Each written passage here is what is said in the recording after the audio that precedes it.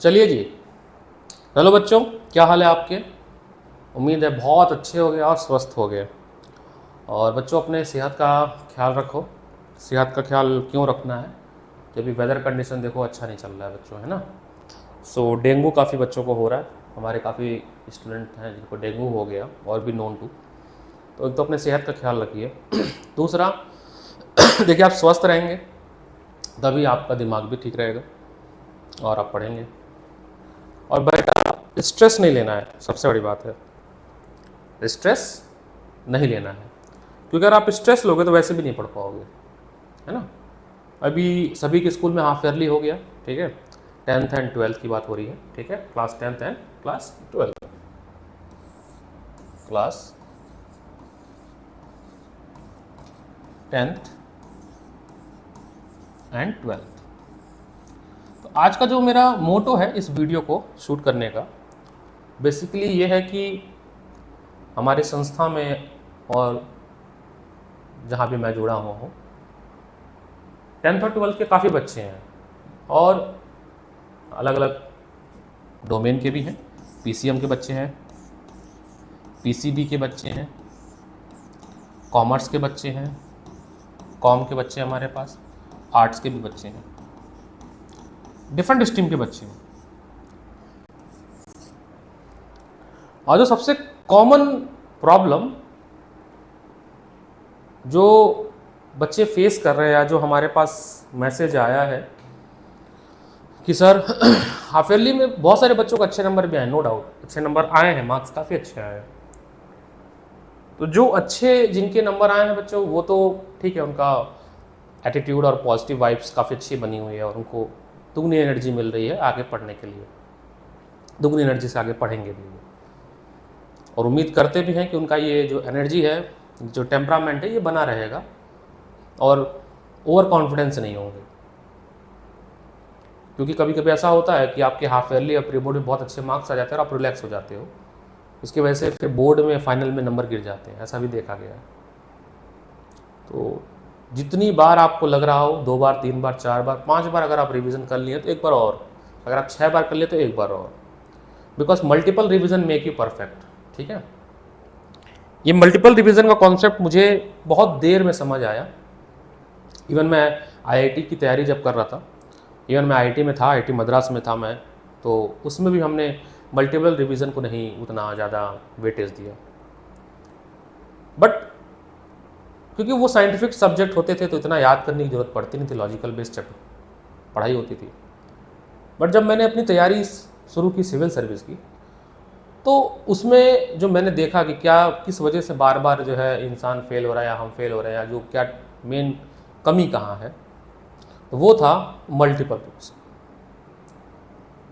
उन्हीं बच्चों का सिलेक्शन हुआ जिन्होंने मल्टीपल रिवीजन, और थके भी नहीं। आप ये देखिए ना, हर बार रिवीजन कर रहे हैं, हर साल रिपीट कर रहे हैं, आप ये देखिए, और बार बार वही चैप्टर पढ़ रहे हैं। वैसे आप लोग को तो ये बात नहीं पता होगी, फिर भी मैं बता रहा हूँ। एक बुक होती है यूपीएससी की तैयारी में, लक्ष्मीकांत बुक होती है, पॉलिटी की होती है, पॉलिटिक्स। आप ट्रस्ट करिए मेरे ऊपर, और या कोई आपके घर में पढ़ रहा होगा तो आप पूछेंगे कि उस किताब को कम से कम बच्चे जो हैं 30-40 टाइम्स रिवीजन करते हैं, पूरी बुक को। उन्हें page bye page, articles, amendment सब याद रहता है। समझ रहे हैं आप बात को? तो हम ये नहीं कह रहे कि उस लेवल की आपको रिवीजन करनी है, but has a class 10th and 12th आपको भी मल्टीपल रिवीजन करनी है। जिन बच्चों के नंबर कम आए हैं, मेरा खासकर आज का जो वीडियो बनाने का कंसर्न ये था कि सर हाफ ईयरली जो है वो हमारा ख़राब हो गया। अब हाफ ईयरली ख़राब हो गया सर, 4 महीने बचे हुए हैं और कुछ बच्चों का तो सिलेबस भी बचा हुआ है काफ़ी सारा। मोस्टली बच्चों का हो गया है, बट कुछ बच्चे हैं जिन्हों समहाउ उनका पढ़ाई में ध्यान नहीं रहा है। आपको बहुत सारी वजह हो सकती है, ये वो अदर एक्स्ट्रा करिकुलर एक्टिविटी में ज़्यादा बिजी थे,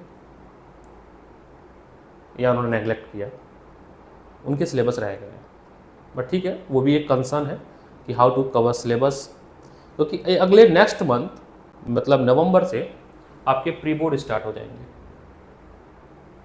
नवंबर से बच्चों आपका प्री बोर्ड स्टार्ट हो जाएगा। सो नवंबर एंड दिसंबर 2023 ये आपके प्री बोर्ड में चले जाएंगे, प्री बोर्ड एग्जाम्स में। उसके बाद जनवरी आपका पूरा प्रैक्टिकल्स में निकल जाएगा, प्रैक्टिकल्स फाइल्स बनाना, वाइवा देना, तो जनवरी आपका ऐसे ही निकल जाएगा और फैब से आपका बोर्ड चालू हो जाएगा। डेट शीट आपको आ जाएगी, बट वैसे जो अभी टेंटेटिव डेट है उसके हिसाब से फैब मान लीजिए। तो देखा जाए तो सर जो समय बचा हुआ है, अगर हम बात करें ड्यूरेशन ऑफ टाइम पढ़ने के लिए, ड्यूरेशन फॉर प्रिपरेशन, पढ़ने के लिए कितना समय बचा हुआ है। सो आज आपका अक्टूबर मान लीजिए 9 है, सो 20 days in October, 20 days in अक्टूबर। उसके बाद आपका 1 मंथ आप नवंबर मान के चलिए, और एक मंथ और मान लेते हैं दिसंबर। तो टोटल आपके पास 2 मंथ एंड 20 डेज हैं।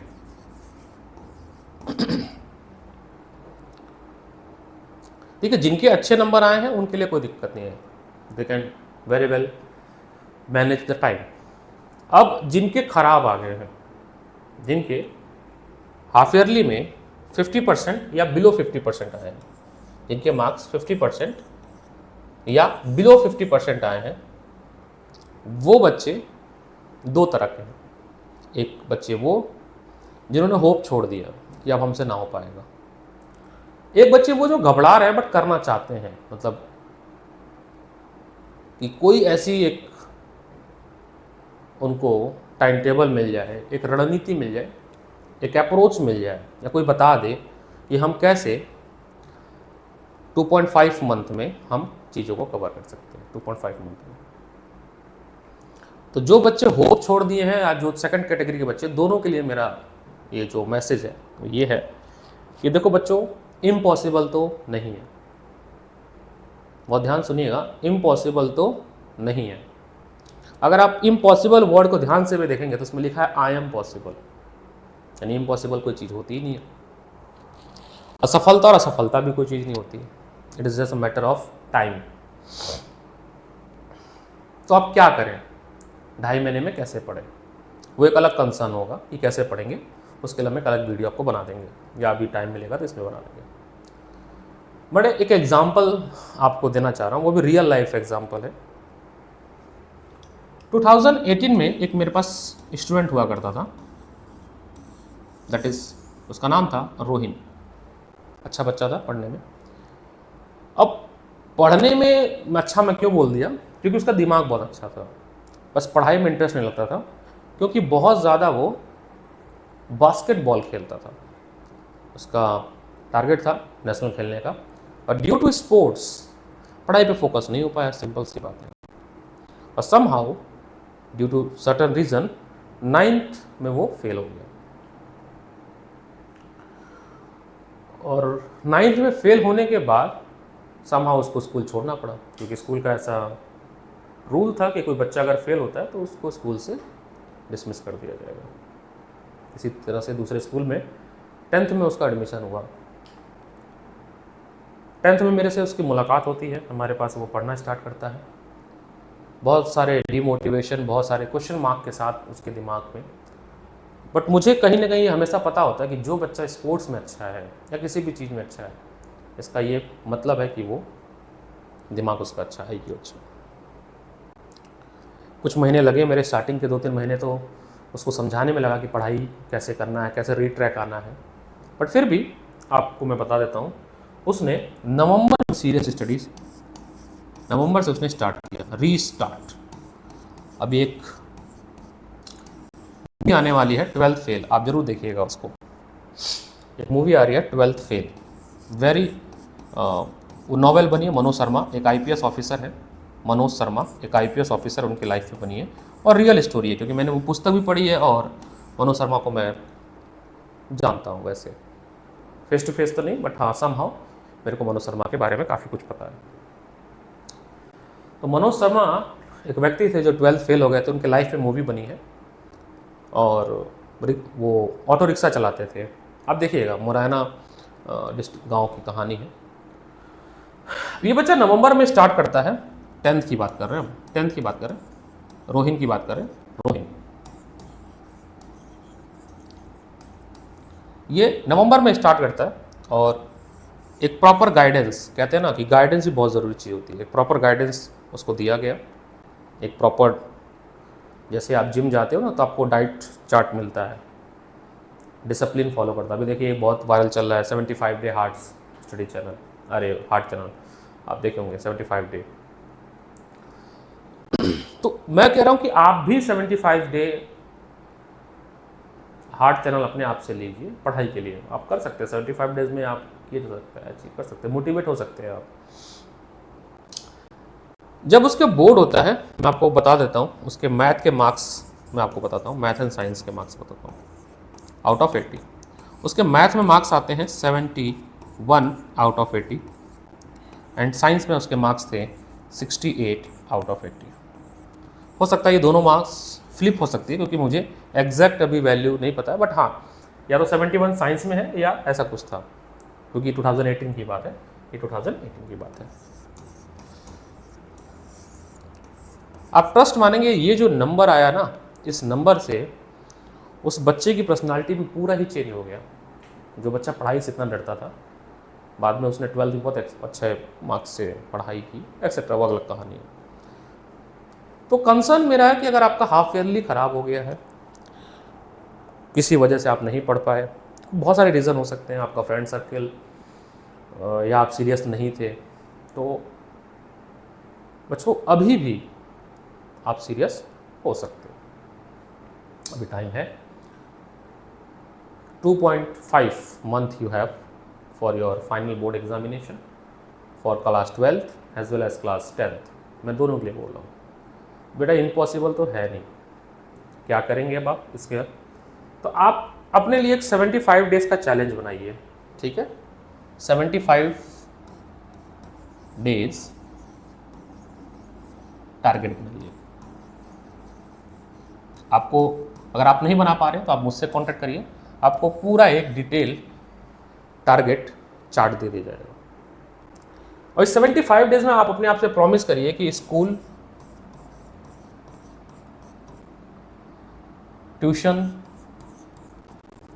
एंड सेल्फ स्टडी,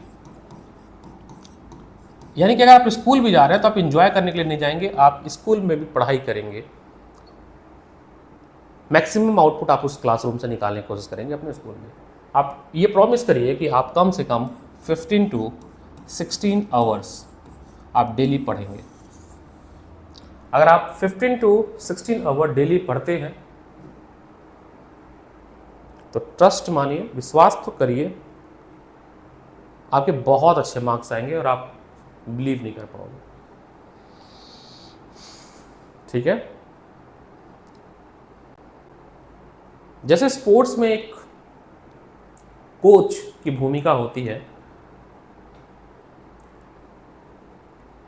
जैसे विराट कोहली को सब जानते हैं, सचिन तेंदुलकर को सब जानते हैं, लेकिन विराट कोहली को और सचिन तेंदुलकर को बनाने वाला जो व्यक्ति है, जो कोच है, उसको आप नहीं जानते हैं।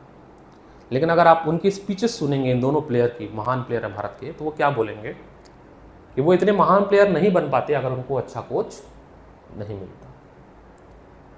तो आपके जीवन में एज ए स्टूडेंट लाइफ, जो टीचर और पेरेंट्स हैं वो कोच हैं आप। अगर हम लोग आपके ऊपर गुस्सा भी करते हैं तो ये समझिए कहीं ना कहीं हम लोग केवल आपके लिए सोचते हैं। यहाँ तक कि आपको मैं बताऊँ, teacher high blood pressure, stress और टेंशन का मरीज हो जाता है, क्योंकि उसको ये चिंता हो जाती है कि उसके बच्चे पढ़ क्यों नहीं रहे जब सारी फैसिलिटी प्रोवाइड की जा रही है। ऐसा पाया गया, बच्चों को कुछ नहीं हो रहा है, पेरेंट्स को भी कुछ नहीं होगा, टीचर परेशान हो गया आप। ऐसा इसलिए ताकि टीचर चाहता है कि उसके पढ़ाए हुए बच्चे अपने जीवन में बहुत अच्छा करें, और एक टीचर के लिए इससे बड़ा कोई गिफ्ट है नहीं कि उसके पढ़ाए हुए बच्चे एक अच्छी जगह पे हों और नाम रोशन करना। चाहे आप कभी अपने टीचर का नाम लो या ना लो, जैसे आप 90% लोगों को नहीं पता होगा सचिन तेंदुलकर के कोच कौन थे, बट अगर वो ना होते तो सचिन तेंदुलकर ना होता। इस बात को आप समझिएगा और आप समझ भी जाएंगे जब आप बड़े होंगे और मैच्योर होंगे। So always respect your teacher, और घबराने की कोई बात नहीं है। आप 75 डेज हार्ड स्टडी चैलेंज लीजिए। जिन बच्चों को नहीं समझ आ रहा है कि वो कहाँ से स्टार्ट करें, कहाँ से रीस्टार्ट करें, रीस्टार्ट,